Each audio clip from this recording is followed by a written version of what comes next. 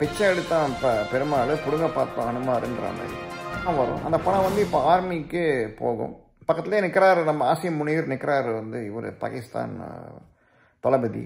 அவர்கிட்ட field marshal சொல்லிக்கலாம், அவர்கிட்ட போகுது இந்த இது.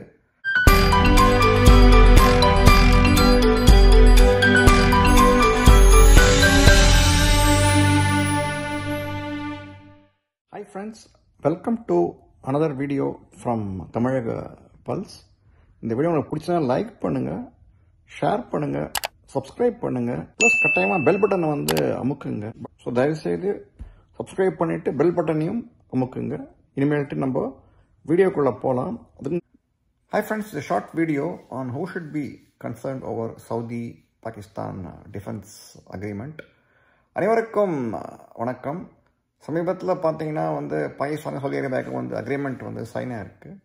பெரிய ராணுவ உடன்படிக்கைன்னு பெரிய சொல்லவே பேசிக்கிறாங்க. பாகிஸ்தானை வந்து ஆவுங்கிறாங்க. பட் இதை பார்த்தோம்னா யாருக்கெல்லாம் வந்து பெரிய குடைச்சல் இருக்குது அப்படிங்கிறதான் பற்றி தான் இந்த பதிவில் பேச போகிறோம்.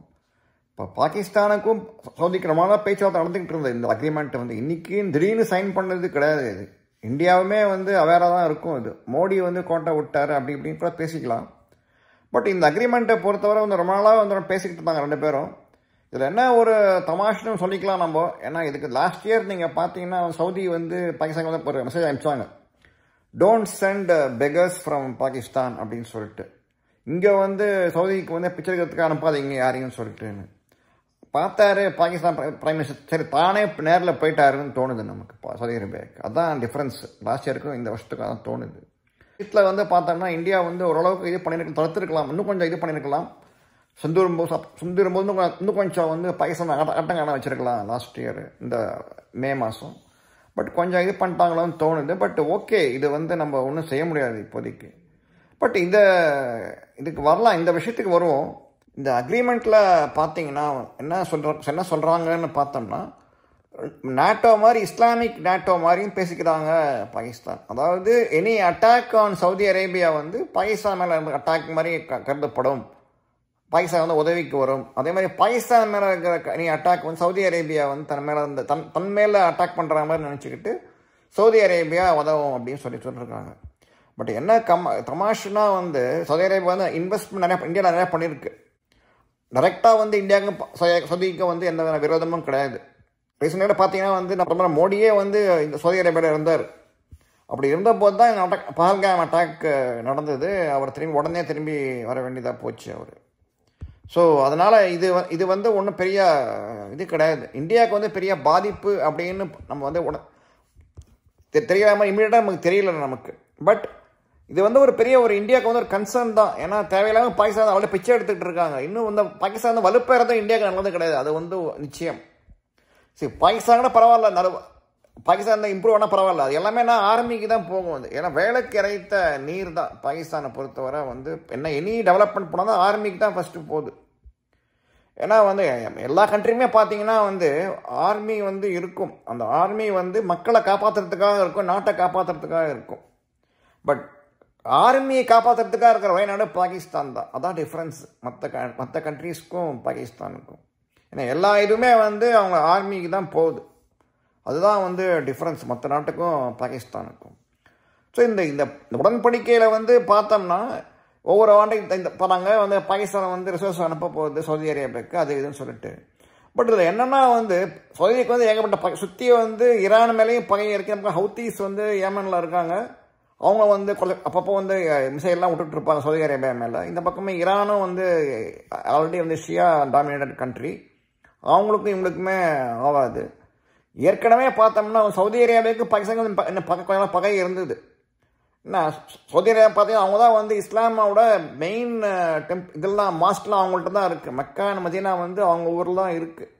So centre of Islamic power தான்ன்றதை எப்பவுமே சவுதி அரேபியா வந்து எப்பவுமே ப்ரூவ் பண்ணணும்னு அதுக்கு இது இருக்குது.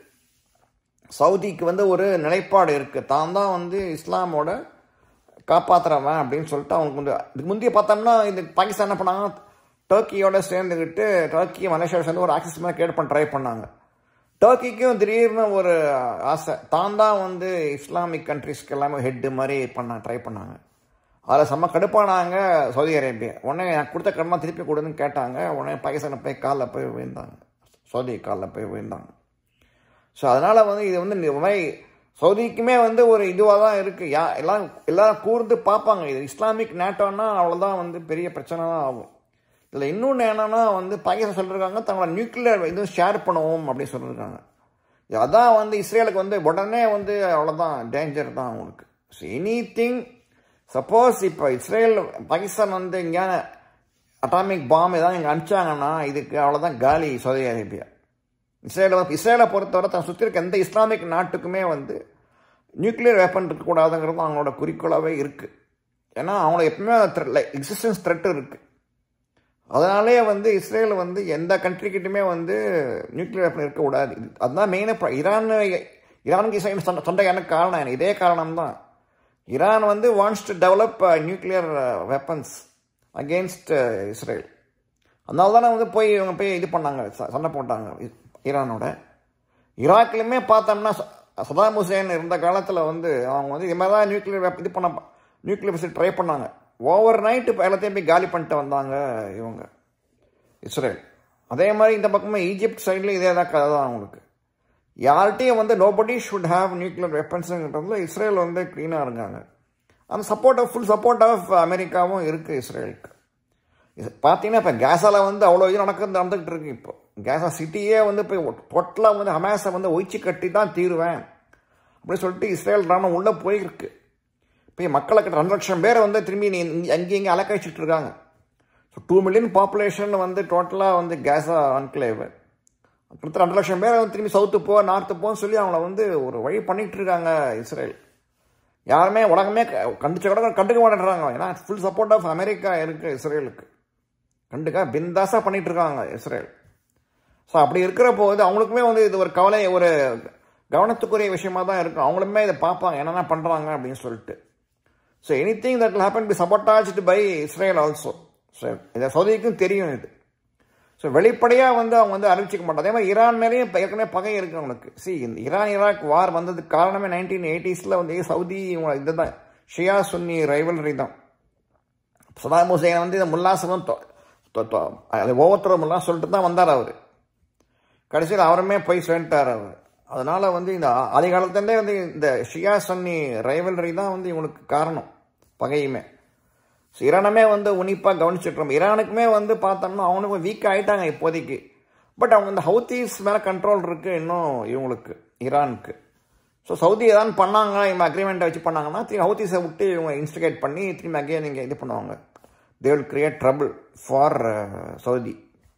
ஸோ சவுதி அரேபியாவுக்குமே வந்து ஒரு நிறையா இது ஆபத்து காத்திருக்கு. இதில் வந்து அக்ரிமெண்ட்டை வந்து பிளைண்டாக வந்து போய் பாகிஸ்தானோட போய் சைன் பண்ணி இது பண்ணுறதுங்கிறது அவங்களுக்குமே வந்து லாங் டேர்மில் எப்படி பயன் கொடுக்க போகிறதுங்கிறது தெரியல. ஏன்னா அவங்களுக்குமே they have more interest in India than in Pakistan. ஏன்னா இந்தியா வந்து க்ரோயிங் எக்கானமி. இங்கே வந்து இன்வெஸ்ட் பண்ணால் தான் அவங்க பணத்துக்கான ரிட்டர்ன் கிடைக்கும். They will get only terrorism from Pakistan. வேறு எதுவும் யூஸில் ஒன்று கிடைக்குமாங்கிறது டவுட்டு சவுதி அரேபியாவுக்கு. ஸோ அப்படிங்கிற போது அவங்க இப்போ இந்த மாதிரி இந்த அக்ரிமெண்ட்டில் என்ன மாதிரி லெவலில் போவாங்க, இன்னும் என்ன இதெல்லாம் இருக்குது அப்படிங்கிறது இன்னும் போக தான் நமக்கு தெரியும். பட் இதில் நம்ம இந்தியாவும் வந்து கவனமாக கவனித்து கூர்ந்து பார்ப்பாங்க. பாகிஸ்தான்லாம் பண்ண போகிறாங்க, இது பண்ணுவாங்க அப்படின்னு சொல்லிட்டு இந்தியாவும் வந்து ஒரு அக்கறையோட தான் பார்ப்போம். இதை பொறுத்திருந்து பார்ப்போம். ஜெய்ஹிந்த். வணக்கங்க. இப்போ நாம் இருக்கிற இந்த மைதானம் இருக்க, இது வந்து மதுரையில் தோப்பூர் பக்கத்தில் இருக்கிற எய்ம்ஸ் கட்டுமான பணிகள் நடந்து கொண்டிருக்கிற மைதானம். 220 ஏக்கர். இங்கே தான் 2,20,000 சதுர அடியில் எய்ம்ஸ் மருத்துவமனை வரப்போகுது. இதைத்தான் தாமதமாக பண்ணுறாங்க. எய்ம்ஸ் தர்றேன்னு ஏமாற்றிட்டாங்க. அங்கே ஒன்றுமே இல்லை, எந்த வேலையும் நடக்கலைன்னு பல பேர் விமர்சனம் பண்ணாங்களே, அதையெல்லாம் பொய் என்று நிரூபிக்கிற வகையில் ஐயா நரேந்திர மோடி அவருடைய அரசாங்கம் இங்கே பாருங்கள் அற்புதமாக பணி செய்து கொண்டிருக்கிறாங்க.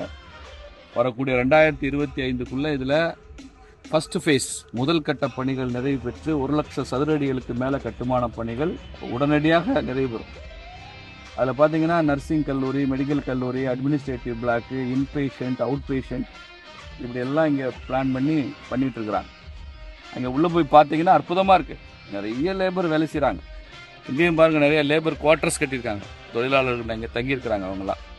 இவங்களாம் ஷிஃப்ட்டில் வேலை செய்கிறவங்க இங்கே இருக்கிறாங்க. இங்கே ராட்சச எந்திரங்கள் வேலை செய்ய ஒரு பக்கம் மெட்டீரியல்ஸ் வந்துட்டு இருக்கு. இதை பார்வையிடுறதுக்குன்னு எல்என்டி நிறுவனம் தான் இதை வந்து கட்டுறாங்க. எல்என்டி நிறுவனம்ன்றது இந்தியா முழுக்க உள்ள எய்ம்ஸை எல்என்டி நிறுவனம் தான் அதை கன்ஸ்ட்ரக்ட் பண்ணுறாங்க. இந்திய இராணுவத்தில் சூப்பரண்டிங் இன்ஜினியராக இருக்கிற அலோக் செர்வானி அப்படிங்கிறவர் தான் அதுக்கு சூப்பரண்டிங் இன்ஜினியராக இருந்து இந்த பணிகளை எல்லாம் மேற்பாடுறாரு. அவர் லெப்டினன்ட் கர்னல் ரேங்க்ல இருக்கக்கூடியவராக இருக்கார். அவரையும் இப்போ சந்திச்சு தான் வந்தோம். அதனால அற்புதமாக இங்கே பணி நடந்துட்டு இருக்கு. இதில் எந்த விதமான தாமதமும் இல்லை. நரேந்திர மோடி அவர்கள் தமிழ்நாட்டுக்கு, குறிப்பாக மதுரைக்கு கொடுத்த ஒரு மிகப்பெரிய நன்கொடை இந்த எய்ம்ஸ் மருத்துவமனை. இது கட்டி முடித்து இங்கே வரும்போது ஒட்டுமொத்த மதுரையினுடைய முகமே மாறிவிடும். The face of the Madurai அப்படின்னு சொல்கிறாங்களே, அது மாதிரி மதுரையே மாறிடும். மதுரையினுடைய பொருளாதாரம் உச்சத்துக்கு போயிடும். இங்கே வந்து ஆயிரக்கணக்கான மக்கள் தினசரி வேறு வேறு மாநிலங்கள்லேருந்து மாவட்டங்கள்லேருந்து உயர்தரமான சிகிச்சை பெறுவதற்கு இங்கே வருவாங்க. மதுரையே ஒரு ஒரு பேர் சொல்லும்படியான, ஒரு இந்தியாவிலே பேர் சொல்லும்படியான ஒரு நகரமாக மாறிவிடும். தமிழ்நாட்டுக்கு கிடைச்ச ஒரு அற்புதமான வரப்பிரசாதம் தான் அந்த எய்ம்ஸு. இது சுற்றிலும் பாருங்கள், காம்பவுண்ட் வால் கட்டியிருக்காங்க. 220 ஏக்கருக்கும் காம்பவுண்ட் வால் கட்டியாச்சு. கிட்டத்தட்ட 3 கிலோமீட்டர் நீளம், எல்லா பக்கம் சேர்த்தா 3 கிலோமீட்டர் மேலே வரும் சொல்கிறாங்க. அவ்வளோ கட்டியாச்சு. அதனால் இங்கேருந்து யாரும் ஒரு செங்கல் கூட இனிமேல் திருடவும் முடியாது. கம்ப்ளீட்டாக அதெல்லாம் கட்டியாச்சு. அது காரணமே ஒரு செங்கல் கூட திருடு போயிடக்கூடாதுன்றதுனால எல்லாம் காம்பவுண்ட் வாலும் கட்டிட்டாங்க. இந்த இடத்த பார்வையிட வேண்டும் என்பதற்காக நான் வந்தேன், பார்த்தாச்சு. ரொம்ப நல்லா இருக்குது. இந்த காணொளி காட்சியின் மூலமாக ஐயா நரேந்திர மோடி அவர்களுக்கு நன்றி. மிக விரைவில் இந்த எய்ம்ஸ் மருத்துவமனை, எய்ம்ஸ் மருத்துவக் கல்லூரி இது மதுரையில் திறக்கப்படும். திறப்பு விழாவும் ஐயா மோடி அவர்களே வந்து திறந்து வைப்பார். நன்றி, வணக்கம்.